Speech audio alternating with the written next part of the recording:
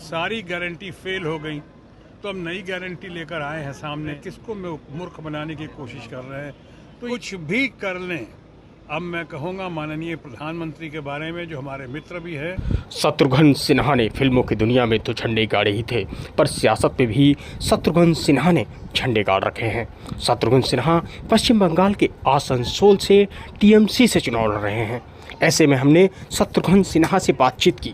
बातचीत में शत्रुघ्न सिन्हा ने कहा कि प्रधानमंत्री नरेंद्र मोदी हमारे मित्र हैं, पर वो अब अपनी विश्वसनीयता खो चुके हैं। देखिए शत्रुघ्न सिन्हा से ये हमारी विशेष बातचीत। चरण का चुनाव है, क्या लगता है सर? नहीं, मैं तो बोल चुका हूँ, अपनी राय रख चुका हूँ हर जगह।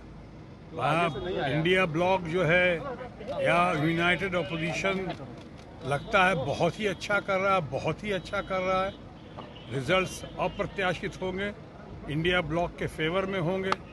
एक तरफ यहाँ कह रहा हूँ, ये भी हमने कहा है कि ममता जी का, और आज जो बंगाल में जो आज उनकी लहर है, पूरे देश में सबसे ज़्यादा सबसे बड़ा मतदान अगर कहीं हुआ है तो बंगाल में हुआ है।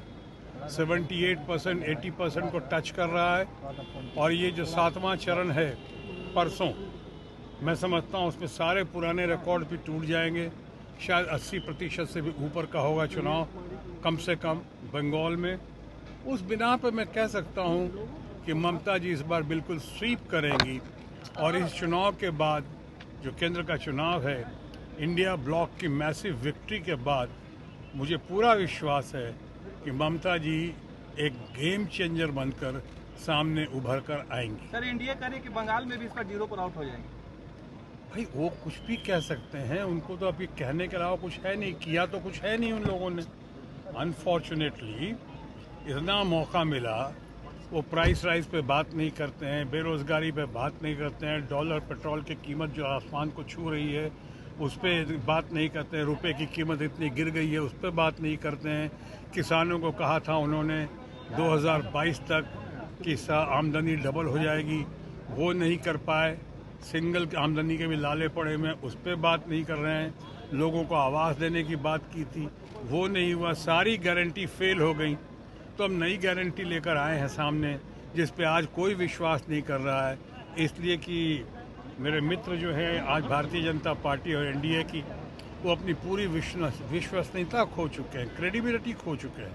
तो लोग कोई विश्वास नहीं कर रहा। पुरानी एक गारंटी पूरी हुई नहीं और नई गारंटी लेकर आप सामने आ रहे हैं। किसको मूर्ख बनाने की कोशिश कर रहे हैं? तो ये लोग देख रहे थे, इसलिए अब उनके पास जब करने को कुछ नहीं बचा है तो कहने को कहे जा रहे हैं। और ख़ासकर अब की घड़ी में वो लोगों को भ्रमित करने की कोशिश कर रहे हैं। कुछ उनकी कथनी और करनी में बहुत अंतर है और ये साफ दिखाई पड़ रहा है। और मुझे लगता है इसका खामियाजा जो है, इसका नतीजा जो है, उनको भुगतना पड़ेगा 4 तारीख को। कुमारी जा रहे हैं ध्यान करने के लिए। देखिए, ये सब जो भी है, ध्यान करने में कोई हद नहीं है। मेडिटेशन उन्होंने पहले भी किया था, लेकिन पहले और अब में ये अंतर है कि उन्होंने उसका पूरा प्रचार प्रसार किया था मीडिया के सामने। मैंने भी पहली बार सुना है कोई ध्यान करने जाता है तो मीडिया और कैमरा को साथ लेकर जाता है। ऐसा मैंने पहले कभी नहीं सुना। अब वो करने की कोशिश कर रहे हैं। शायद लोग कोर्ट में जा रहे हैं, इलेक्शन कमीशन के पास जा रहे हैं। देखिए उसका क्या होता है, लेकिन कुछ भी कर लें। अब मैं कहूँगा माननीय प्रधानमंत्री के बारे में, जो हमारे मित्र भी हैं और भारतीय जनता पार्टी और एनडीए के वो शीर्षस्थ नेता भी हैं, मैं उनके बारे में भी यही कह सकता हूँ कि बड़ी देर कर दी मेहरबान आते आते। 10 साल में अगर कुछ किया होता तो ये सब करने की ज़रूरत नहीं पड़ती, इतने सारे हथकंडे अपनाने की ज़रूरत नहीं पड़ती। मैंने अभी कहा कि अपनी विश्वसनीयता खो चुकी है हमारी एनडीए और उनके दोस्त बीजेपी के फ्रेंड्स। सो अब बहुत देर हो चुकी है। 4 को नतीजे सामने हैं। बिहार में तेजस्वी क्या जिस तरह से 291 सभा की है, 251, क्या लगता है 40 सीट पर कितना रंग दिखाएगा तेजस्वी का? 251 नहीं, तेजस्वी से लोगों को बहुत उम्मीदें हैं। तेजस्वी बहुत अच्छा कर रहे हैं और तेजस्वी ने जो काम किया है, मैं समझता हूँ उसका बहुत अच्छा परिणाम मिलेगा। आज युवा पीढ़ी या बाकी लोगों को तेजस्वी के ऊपर बहुत भरोसा है और मैं समझता हूँ कि बहुत अच्छा परिणाम हासिल करेंगे। पटना साहिब से फिर से एक बार रविशंकर प्रसाद है। जी पटना साहिब से रविशंकर प्रसाद। अब है? देखिए, चुनाव प्रचार की शाम खत्म हो चुकी है। लगाने 400 लगा दें, 600 लगा दें, अब तो ये सब बात करने का कोई फायदा ही नहीं ना। राज खुल चुका है करीब करीब, और चार तारीख को इसकी पुष्टि हो जाएगी।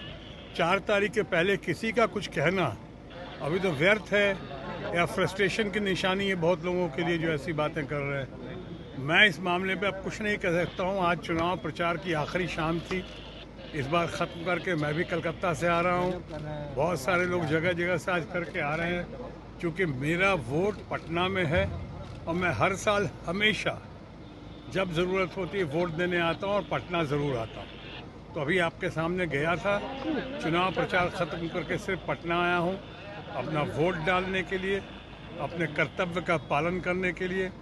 हर किसी को वोट डालना चाहिए, और उसी सिलसिले में उसी कड़ी में मैं सामने हूँ यहाँ पे।